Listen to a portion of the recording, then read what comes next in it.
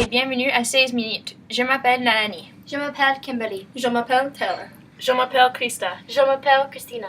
Et aujourd'hui, on va te parler des 5 plus importants événements de l'année 1789. The fifth most important thing happening this year was the joining of the National Assembly. On June 10, 1789, Emmanuel Joseph Sieyès moved that the Third Estate, now meaning as the Communes, proceeded with verification of its own powers and invited the other two estates to take part, but not to wait for them.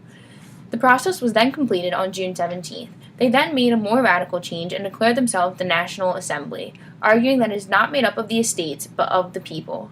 All other orders were invited, but the Assembly will act without them.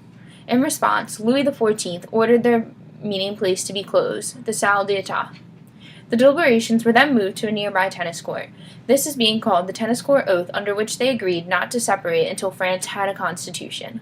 Messages of support have been reported to be flooding in from Paris and other major French cities. The fourth most important event of 1789 happened this past May and June. The Estates General met for the first time since 1614. The Estates General consists of the clergy, the First Estate, the nobles, the Second Estate, and the common people, the Third Estate. King Louis XIV called the meeting in order to find a solution to the taxation problem. They met at the Hôtel des Menus Plaisirs in Versailles. The Third Estate, made up of the common people, was pleased to find out that the votes from all three estates was weighed equally. After a disagreement between the three estates, the Third Estate decided to break from the Estates General. On June 17th, the Third Estate became known as the National Assembly of the People. Soon, the nobles joined the National Assembly as well. The Estates General was no more. The third most important event that happened in 1789 was the October March, also known as the Women's March on Versailles. This occurred on October 5th, when thousands of women were rioting over the high prices of bread and the scarcity of resources at a market. They soon intertwined with nearby revolutionaries and took a 6-hour-long journey to storm the Palace of Versailles. During the walkover, chants of "Kill the Queen" and "Down with the King" echoed through the streets. When they stormed the castle, they found the king and forced him and his family to come to Paris with them the next day and agree to their terms. This event ended the independent authority of the king and made a new balance of power.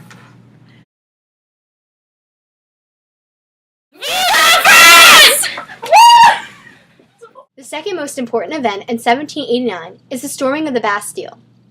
Before 1789, the medieval fortress and prison in Paris called the Bastille was representative of the royal authority. On July 14th, the people of Paris decided to destroy that symbol of royalty. On the morning of July 14th, 1789, Paris was in chaos. The people of the Third Estate had stormed other buildings in order to secure arms and eventually set their sights on the Bastille. The Bastille was nearly empty of prisoners. However, the lack of prisoners does not detract from the significance of the storming of the Bastille. The crowd was nearly 1,000 Parisians. At around 1:30, the crowd pushed through the inner courtyard and cut the strings of the drawbridge. Gunfire soon began, killing 98 people. In response to the attack, the king moved back to Paris and recognized the new government structure known as the Commune of Paris. The storming of Bastille instilled fear in the monarchy and nobles, and it brought the people of Paris one step closer to their freedom.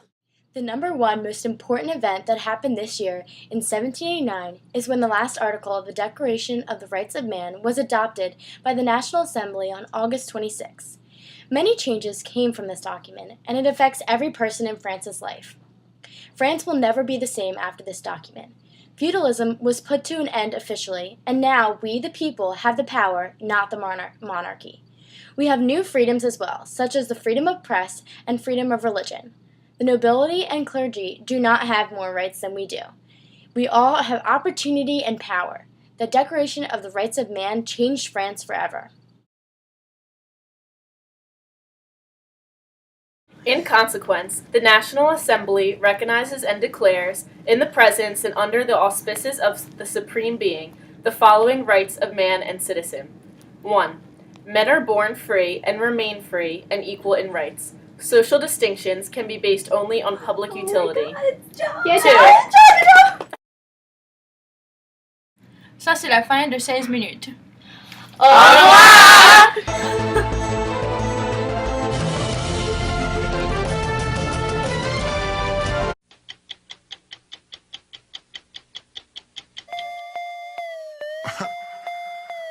I'm so fresh, You man. got 6 minutes?